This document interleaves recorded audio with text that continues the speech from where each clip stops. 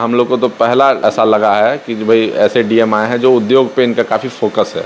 औद्योगिक विकास कैसे जिला में बढ़िया से चले, इसके लिए बहुत प्रतिबद्ध तरीका से वो काम कर रहे हैं। कितने वर्षों से हैं आप यहाँ? यहाँ हम लोग 15-16 वर्ष से हैं यहाँ। नमस्कार, आप देख रहे हैं न्यूज़ टुडे मिथिला। मैं आपके साथ आकाश मिश्रा। इस वक्त हमारी मौजूदगी मधुबनी पंडोल में बियाडा इंडस्ट्रियल एस्टेट। प्रशासन और उद्यमियों के बीच बेहतर संवाद कार्यक्रम को लेकर पंडोल औद्योगिक क्षेत्र में उद्यमियों के साथ सेमिनार का किया गया आयोजन। किस प्रकार से ये लोग लाभान्वित हो रहे हैं और इस पर इनका क्या प्रतिक्रिया है? बहुत बहुत स्वागत आपका। जी धन्यवाद आपका। ये कार्यक्रम जो है सो जिलाधिकारी मधुबनी के निर्देश पे प्रति माह जो है सो बियाडा एवं जिला उद्योग केंद्र के महाप्रबंधक के साथ जो है सो पंडोल या मधुबनी के जितने भी उद्यमी हैं उनके साथ में एक बेहतर समन्वय के लिए, समस्या और निराकरण के लिए एक आम बैठक आयोजित प्रति महीना होना है, जो आज बीता है। विभाग का जो भी पॉलिसीज़ है, जो भी इंसेंटिव लाभ्स है, बियाडा के मार्फत हो या इंडस्ट्री डिपार्टमेंट के मार्फत हो, उसके बारे में अवगत कराया जाता है सभी उद्यमी को। उसके बारे में जानकारी दिया जाता है।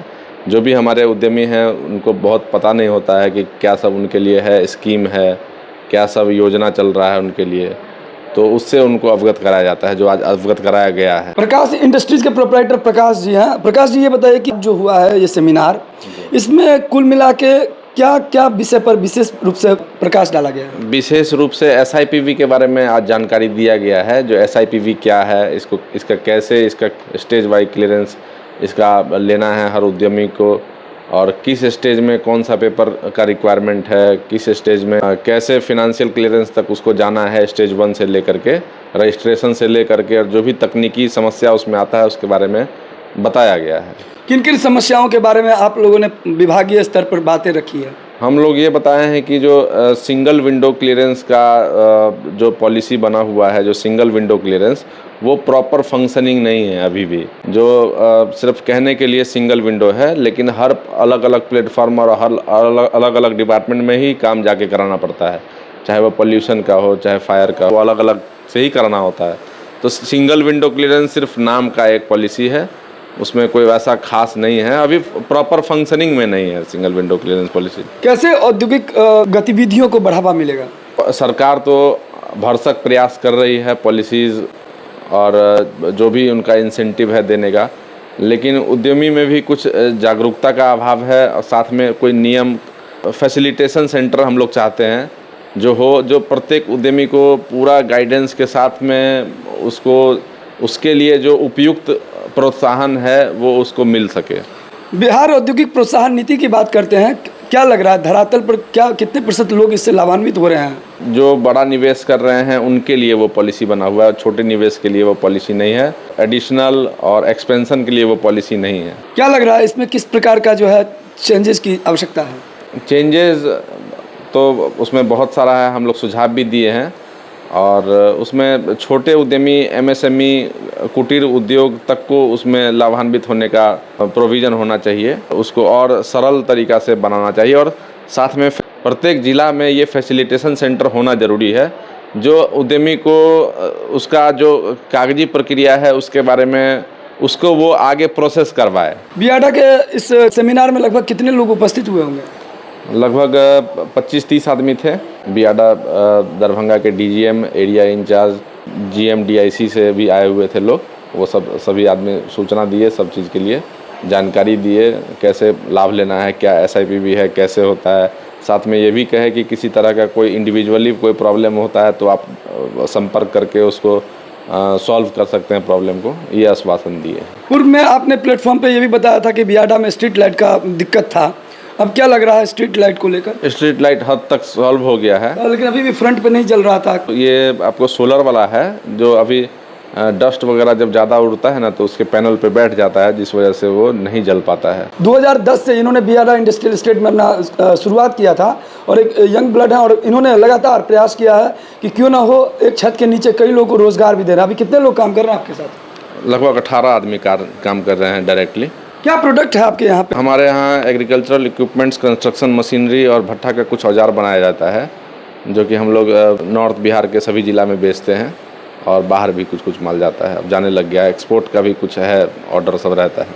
14 फरवरी को उनकी मुलाकात हुई थी जिलाधिकारी से, और उसमें इंडस्ट्रियल एरिया के अंदर में जो है रोड की कनेक्टिविटी अच्छा हो, इन्होंने कुछ एरिया का भी बात किया था। विशेष जानेंगे इन्हीं से, क्या मांग था आपका? तो चाहते हैं कि जैसे पंडोल इंडस्ट्रियल एरिया लगभग भर चुका है। जो भी एप्लीकेंट्स यहाँ अलॉटमेंट लिए हुए हैं वो तो एरिया खाली नहीं है, नए उद्यमी के लिए ये जगह खाली नहीं है। तो जो यहाँ पे पुराने उद्यमी हैं या कोई नया आना चाहते हैं, वो जैसे हमारे बगल में लोहट है, कोई भी इंडस्ट्रियल एरिया नया डेवलप होता है तो उसका डेवलप्ड इंडस्ट्रियल एरिया से कनेक्टिविटी बढ़िया होना चाहिए, एक कॉरिडोर के रूप में होना चाहिए, जिससे कि उनको सुविधाजनक वो एक इंडस्ट्रियल एरिया से दूसरे इंडस्ट्रियल एरिया शिफ्ट कर सकें, एक्सपेंशन कर सकें और एक्सटेंशन कर सके आराम से, कोई नया उद्यमी वहाँ जा सके और दोनों का अच्छा एक लिंकअप रहेगा। तो वर्तमान में जो भी जिनको अपना क्षमता के अनुरूप अधिक काम का ज़रूरत पड़ता है जगह का, तो वो भी ले सकते हैं वहाँ पे एक्सटेंशन। इससे बिहार के लोगों को और स्थानीय लोगों को मौका मिलेगा। और ऐसे बाहरी आदमी आकर के नया नया इंडस्ट्रियल एरिया में लेते हैं, लेकिन जो यहाँ पे हैं उनको मौका कम मिलता है। उसके लिए रोड का प्रॉपर कनेक्टिविटी होगा तो कोई भी आदमी चाहेगा तो वहाँ पे इन्वेस्टमेंट कर सकता है, जो काफ़ी सुविधाजनक होगा लोगों के लिए। आपको क्यों लगता है, क्यों और स्पेस चाहिए? स्पेस, जो आदमी क्षमता पूरा कर लिया होता है, एक सफलता से उद्योग यदि कोई चलाता है तो उसको 5, 7, 10 साल के बाद उसको जगह का आवश्यकता पड़ता है। वो जब क्षमता पूरा करता है और क्षमता से अधिक पे जब जाता है तो उसको आवश्यकता होता है एक्सटेंशन के लिए, और अपना प्रोडक्शन को मास करने के लिए उसको आवश्यकता जगह का स्वाभाविक है। जिलाधिकारी आनंद शर्मा से जब एक्सटेंशन की बात आपने किया तो उनका क्या रिएक्शन रहा? उनका आश्वासन है कि ये बहुत बढ़िया बात है और कनेक्टिविटी को भी बढ़िया करेंगे, और जो नियर बाई इंडस्ट्रियल है वहाँ का भी कनेक्टिविटी बढ़िया होगा भविष्य में, और जो अंदर में भी कनेक्टिविटी कहीं कमज़ोर है वो बढ़िया हो जाएगा।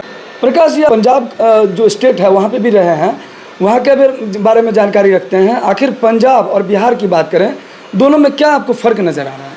वहाँ जो है सो आपको इंडस्ट्री कल्चर डेवलप है, ऑलरेडी सालों से डेवलप है, जो कि और यहाँ पे उसका घोर अभाव है। यहाँ वर्क कल्चर नहीं है, इंडस्ट्री का जो कल्चर होना चाहिए, जो अपना एक मानवता से है, मतलब समझिए वो पॉलिसी इशू नहीं है, गवर्नमेंट पॉलिसी इशू नहीं है, वो एक इकोसिस्टम बनता है, उसका अभाव यहाँ पे है, जो धीरे धीरे समय के हिसाब से सही हो रहा है। यानी आप कह रहे हैं कि पंजाब में जहाँ पर इंडस्ट्रियल एरिया जगह जगह पर है, जबकि यहाँ इंडस्ट्रियल एरिया में भी इंडस्ट्रीज नहीं? जी जी जी, ऐसा है कि जैसे पंजाब में आप देखिए तो वहाँ छोटी इंडस्ट्री बहुत फल फूल रही है, अच्छा मुनाफा कमाती है और संख्या भी उनका बहुत है, और किसी का कोई ऐसा नहीं है जिसके पास काम का कमी हो। हर व्यक्ति अपने इंडस्ट्री को चलाने से मतलब खुश है, वो चला रहा है अच्छे से, कोई भी काम लेके बैठता है तो चलाता है। लेकिन और वहाँ घर घर में यूनिट्स भी हैं, बहुत सारे यूनिट्स हैं, अनगिनत यूनिट्स हैं, लेकिन यहाँ पे कल्चर के अभाव में, इकोसिस्टम के अभाव में, इंडस्ट्रियल एरिया में भी आपको यूनिट कम दिखेगा। बाहर की बात तो छोड़ दीजिए, ट्रेडिंग कंज्यूमिंग स्टेट बन के रह गया हुआ है बिहार, जो पॉलिसीज़ और लोगों के चाहने से तब्दीली आएगा। जबकि रिसोर्स हमारा ही है, वहाँ भी रिसोर्स हमारा है, मालिक भी लोग वहाँ के हैं और यहाँ के हैं, और उसके बाद जो है सो लेबर भी हमारे यहाँ से ही ज़्यादा जाता है। पंजाब के लोग तो ज़्यादा बाहर सेटल्ड है।